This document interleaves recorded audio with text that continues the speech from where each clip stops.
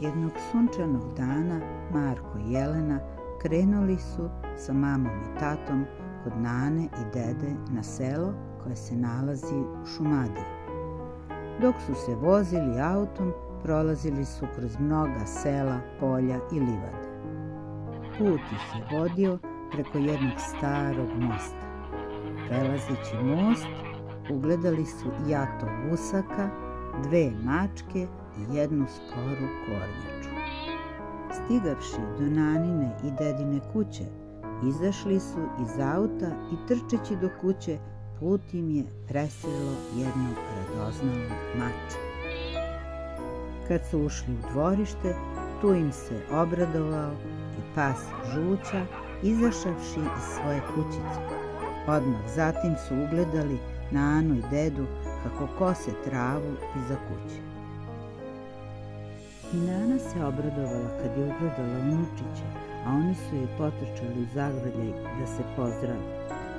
Mama i tata su došli na kratko i odmah su se vratili nazad u grad na posao. Travu koju su kosili nana i deda skupljali su da nahrane svoje domaće životinje. Tu su bili prasići, ovce, pilići i guske, a od njih su imali meso, jaja, mleko i vunu, od koje je nana plela čarape i džempere za zimu. Marko je odmah otrčao kod dede da mu deda pokaže nove košnice koje služe pčelama da prave i ostavljaju med. Marko i deda su seli na jedan panj i tada je deda Marku ispričao neke zanimljivosti iz života pčela. Na primer, kada pčelama u njihovu košnicu uđe miš koji hoće da im krade med, one ga izbockaju, a kad on ugine, oblože ga voskom koji same pčele prave. Samo pčele od svih insekata znaju tajnu pravljenja meda i voska i do danas tu tajnu čuvaju. A kada im u košnicu uđe nezvani gost, stršljen, pčele ga prekriju svojim telima i zagreju da on od toplote ugine.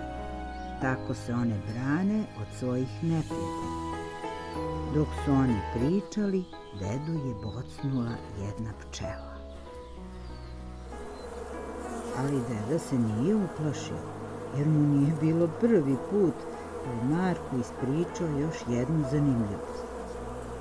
Pčela kad ugode i ostavi žalku, ona potom ugine.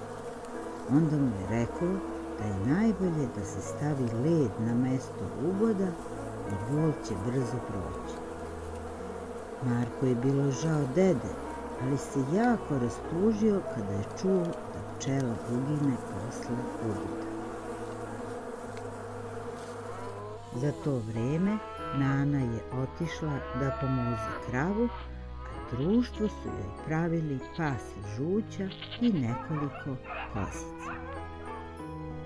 Nana je od mleka napravila sir tako što je skuvala mleko, pa ga prohladila i stavila sirilo koje će odvojiti surutku od sira, a Jelena je pažljivo gledala kako to nana radi da bi naučila.